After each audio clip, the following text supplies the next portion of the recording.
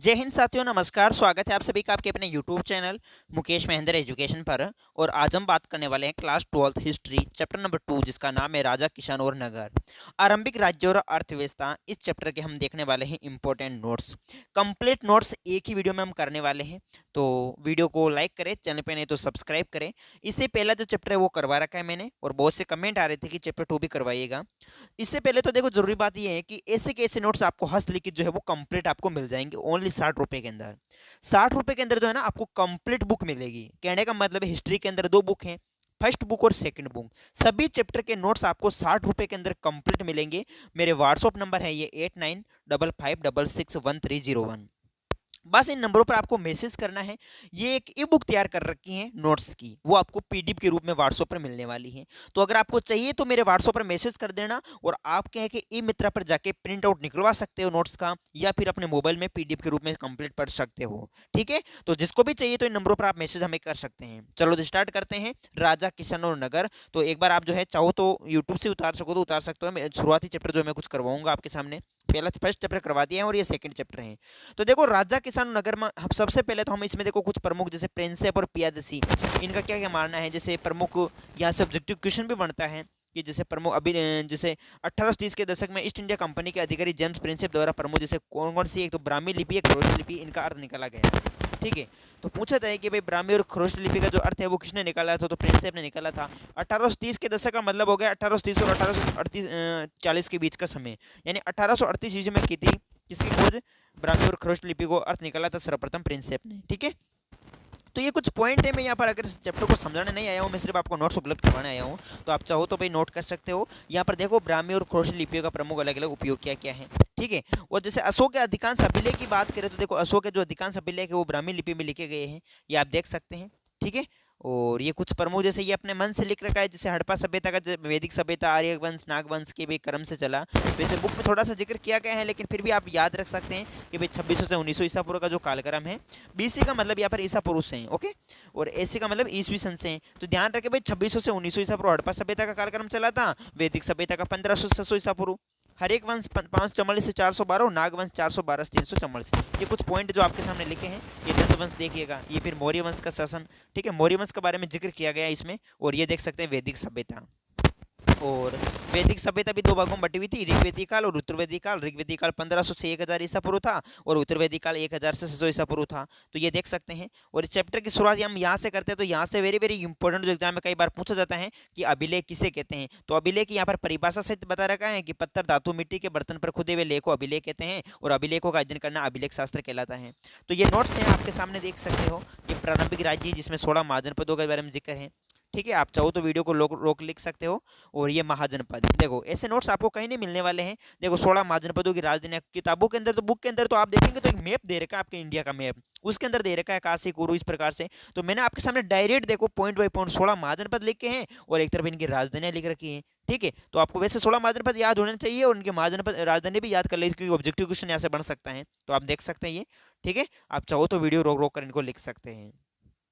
ये देखिएगा, पूरे 16 महाजनपद आपके सामने लिख रखे हैं, और इनकी राजधानी भी लिख रखी हैं। अब 16 महाजनपदों में जैसे प्रमुख बात करें तो सबसे शक्तिशाली जो जनपद था वो था मगध।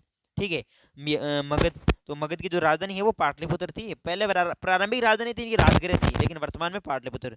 ठीक है, तो याद रखिए भाई, इसका अर्थ होता है राजाओं का घर होता है। पाटलिपुत्र का अर्थ क्या होता है, राजाओं का घर। राजगिर या गिरिवर्ज मतलब राजाओं का घर होता है।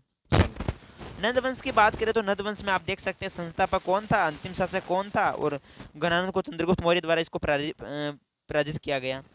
और एक आरंभिक साम्राज्य जिसमें मौर्य वंश के बारे में देखो, ये मन से लिख रखा है, किताबों की बिल्कुल भाषा को निकाला गया है। मौर्य वंश के बारे में देखो आप किस प्रकार जो है शासन चला भाई, पहले कैसे नंद वंश था, उसको कैसे हटाकर मौर्य वंश की स्थापना हुई।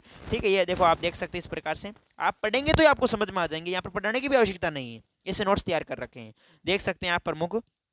और 60 रुपये के अंदर तो वैसे आपको कंप्लीट नोट्स मिल रहे हैं। वैसे 60 रुपये में कोई नोट्स नहीं मिलते हैं आपको, फिर भी उपलब्ध करवा रहे हैं। ठीक है, तो आप चाहो तो भाई मैसेज कर देना जिसको भी चाहिए। तो ये मौर्य वंश के शासक चंद्रगुप्त मौर्य के बारे में यहाँ पर बता रखा है, देख सकते हैं।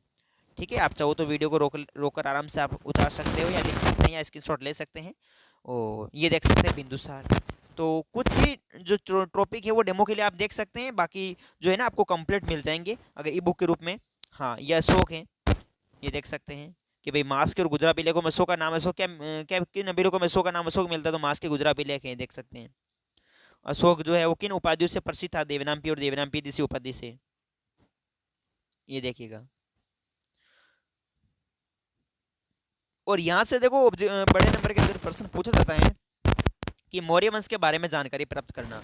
मौर्य वंश के बारे में जानकारी हमें देखो साहित्यिक स्रोत और पुरातात्विक स्रोतों से मिलती है, जिसमें साहित्यिक स्रोतों में देखो प्रमुख ग्रंथ है जैसे बौद्ध और जैन साहित्य हो गया, कौटिल्य की पुस्तक अर्थशास्त्र, मैगजीन्स की इंडिका हो गई। पुरातात्विक स्रोत पुराने औजार बर्तन जो भी मिले हैं उनसे देख सकते हो, ठीक है। ये क्रम वाइज लिख रखे आपके सामने, ठीक है। और ये देख सकते हैं साम्राज्य का प्रशासन, ठीक है। सम्राट के अधिकारी के क्या क्या कार्य होते थे, ये पॉइंट बाय पॉइंट आपके सामने इसी तरीके से लिख रखे हैं और इसी तरीके से आपको एग्जाम में लिखना है, ये देख सकते हो। और ये तो देखो 6ठी शताब्दी ईसा पूर्व में एक परिवर्तनकारी काल, यानी 6ठी शताब्दी ईसा पूर्व को एक परिवर्तनकारी काल क्यों कहा जाता है, तो प्रमुख ये पॉइंट बाय पॉइंट लिख सकते हैं। उस समय आरंभिक राज्यों का उदय हुआ, नगरों का उदय हुआ, लोहे का बढ़ता प्रयोग, पॉइंट बाय पॉइंट, ठीक है। इस तरीके से आपको लिखना है। मौर्य साम्राज्य कितना महत्वपूर्ण था, ये बुक के अंदर पॉइंट उठा रखा है, तो देख सकते हैं। वेरी वेरी इंपॉर्टेंट है ये भी। और राजधर्म के नवीन सिद्धांत, ठीक है, दक्षिण के राजा और सरदार। पहले नोट्स को पढ़ो अच्छे से, फिर आप जो है ना क्वेश्चन, जैसे आपको पता है कि प्ले लिस्ट के अंदर आपको कंप्लीट मिल जाएंगे एमसीक्यू, ऑल चैप्टर के एमसीक्यू भी करवा रखे हैं। तो अगर आप चैप्टर के नोट्स पढ़ेंगे तो आपको एमसीक्यू जो है वो आसानी से समझ आ जाएंगे, सभी का आंसर दे पाओगे आप। ये देखिएगा देवी के राजा, पॉइंट बाय पॉइंट इसमें। ये प्रयाग प्रशस्ति, ये भी कई बार एग्जाम में पूछा जाता है, जो इंपॉर्टेंट होते हैं मैं लिख रहा हूँ। प्रयाग प्रशस्ति इंपॉर्टेंट है और यहाँ से भी कई बार एग्जाम में प्रश्न पूछा गया है। रचना किसने की, या फिर इस पर डायरेक्ट पूछा जाता है प्रयाग प्रशस्ति पर टिप्पणी लिखो, ठीक है। बदलता हुआ देहात, जनता में राजा की छवि किस प्रकार थी, उपज बढ़ाने क्या तरीके थे, ग्रामीण सभ्यता में, ये सब पॉइंट बाय पॉइंट को एक्सप्लेन किया गया है, ये देख सकते हैं। गतिंदु जातकता, इसमें जो है वो राजा किस प्रकार अपने जो है अपने कि भाई प्रजा जो है वो उस राजा के बारे में क्या सोचती है, तो प्रजा अपना वेश बदलकर किस प्रकार प्रजा के बीच में जाता है, सब इसमें बता रखा है, आप देख सकते हैं। इसके अलावा उपज बढ़ाने के क्या तरीके थे, ये देख सकते हैं। तो इसी तरीके से अगर आपको एग्जाम में करोगे तो आपको पूरे में से पूरे नंबर मिलने वाले हैं, ये देखिएगा। ये ग्रामीण सभ्यता में विभिन्नता, क्या भिन्नताएं थी। और ये गेहपति, गेहपति भी इम्पोर्टेंट है। गेहपति घर का जो है मुखिया होता था, ठीक है। ये गेहपति, ये पाली भाषा का शब्द है। गेहपति शब्द प्रयोग जो है वो किसानों के लिए होता था, जमींदार और संभागी व्यापारी के लिए होता था ये, ठीक है। ये नोट्स आप जो है अच्छे से इनको नोट कर सकते हैं। नगरीय व्यापार,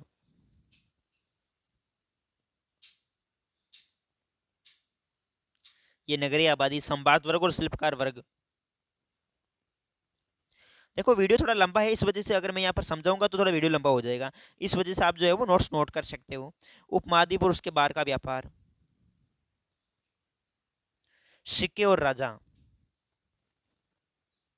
और ये देखो ये इंपॉर्टेंट, जो पॉइंट इंपॉर्टेंट है वो बुक अपने ई बुक के अंदर भी लगा रखा है, जैसे इंपॉर्टेंट ये कि भाई 6ठी शताब्दी में सोने के सिक्के मिलने कम क्यों हो गए। ये प्रश्न इंपॉर्टेंट था और मैंने पिछली बार भी करवाया है और ये प्रश्न आ चुका है, तो ध्यान रखें। अब की बार भी पूछा जा सकता है कि 6ठी शताब्दी ईसा पूर्व उस सोने के सिक्के मिलने जो है वो कम क्यों हो गए हैं। अभिलेखों का अर्थ कैसे निकाला जाता था, ये देख सकते हैं। अभिलेखों के अंदर आप देखेंगे तो प्रमुख साक्ष्य की सीमा मतलब कमियां क्या क्या हैं, उसको कैसे पढ़ा गया, ये देखो। इस तरीके से पॉइंट बाय पॉइंट आपको लिखना है। तो ये था बस अपना पूरा चैप्टर राजा, किसान और नगर। पूरे चैप्टर के एक ही वीडियो में हमने देखे हैं नोट्स, ठीक है। अगर आपको वीडियो अच्छा लगा है तो आप लाइक करें और चैनल पे नहीं तो सब्सक्राइब करें। और नोट्स तो मैं तो कहता हूँ ले लीजिएगा। अगर 100% पूरे में से पूरे नंबर लाने चाहते हैं, 100 में से 100 नंबर लाना चाहते हैं, तो नोट्स तो मेरे पढ़ने ही पड़ेंगे आपको, ठीक है।